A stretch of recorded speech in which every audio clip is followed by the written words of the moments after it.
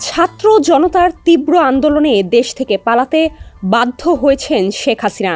আশ্রয় নিয়েছেন প্রতিবেশী দেশ ভারতে। সেখান থেকেই নানা রাজনৈতিক বক্তব্য বিবৃতি দিয়ে যাচ্ছেন তিনি।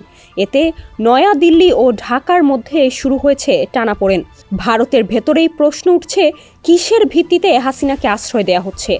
বাংলাদেশ আগে নাকি হাসিনা আগে? দুদিন আগে এ বিষয়ে জোরালো প্রশ্ন তুলেছিলেন ভারতের সংসদের কয়েকজন সংসদ সদস্য। ঢাকা সফর শেষে তখন পররাষ্ট্র মন্ত্রণালয়ের সংসদীয় স্থায়ী কমিটির সাথে বৈঠকে ছিলেন পররাষ্ট্র সচিব বিক্রম মিশ্রি। বাংলাদেশের অন্তর্বর্তীকালীন সরকারের প্রধান ডক্টর মোহাম্মদ ইউনুস সহ শীর্ষ কর্মকর্তাদের সাথে আলোচনার বিষয়ে ব্রিফ করেছিলেন তিনি। এ সময় কয়েকজন সদস্য প্রশ্ন তুলেছিলেন যে শেখ হাসিনা কোন মর্যাদায় এখন ভারতে অবস্থান করছেন। এদিকে শনিবার একই ধরনের প্রশ্ন তুলেছেন ভারতের রাজনৈতিক দল অল ইন্ডিয়া মজলিস ই ইত্তেহাদুল মুসলিমিনের প্রধান ও হায়দ্রাবাদের প্রভাবশালী রাজনৈতিক এমপি আসাদুদ্দিন ওয়াইসি। দেশটির সংসদের নিম্নকক্ষ লোকসভার এই সদস্য বাংলাদেশে কথিত সংখ্যালঘু ইস্যুতেও কথা বলেছেন। তিনি বলেছেন, বাংলাদেশে সংখ্যালঘুদের ওপর হামলা ভারতীয় মুসলমানদের বিরুদ্ধে ঘৃণা ছড়ানোর জন্য ব্যবহার করা হচ্ছে। ওয়ালটনের পণ্য কিনে জিতে নিতে পারেন নগদ 20 লক্ষ টাকা। Double million offer! Walton fridge কিনে পেতে পারেন 20 লক্ষ টাকা। রয়েছে কোটি কোটি টাকার নিশ্চিত উপহার।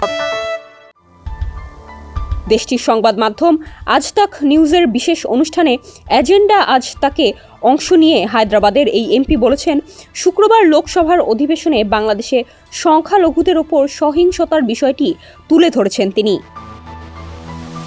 আরও বলেন, সংখ্যালঘুদের ওপর হামলার বিষয়ে ডক্টর মোহাম্মদ ইউনুস নেতৃত্বাধীন অন্তর্বর্তী সরকারের সঙ্গে ভারত সরকারের কথা বলা উচিত।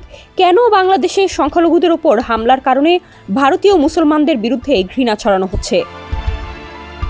এরপরই তিনি বাংলাদেশের সাবেক প্রধানমন্ত্রীর ভারতে আশ্রয়ের বিষয়ে প্রশ্ন করে বলেন, বাংলাদেশের ক্ষমতাচ্যুত প্রধানমন্ত্রী শেখ হাসিনা ভারতে কেন আশ্রয় নিয়েছেন এবং বাংলাদেশ সরকারের বিরুদ্ধে বিবৃতি দিচ্ছেন। ভারতের প্রধানমন্ত্রী নরেন্দ্র মোদীর নেতৃত্বাধীন বিজেপি সরকার কি শেখ হাসিনার এসব বক্তব্যকে সমর্থন করছে? প্রশ্ন করেন তিনি। ওয়াইসি বলেন, একটি দেশ হিসেবে বাংলাদেশের সঙ্গে ভারতের পররাষ্ট্র নীতির সম্পর্ক হওয়া উচিত, কোনো বিশেষ পরিবারের সঙ্গে নয়। ডেস্ক রিপোর্ট, সমকাল।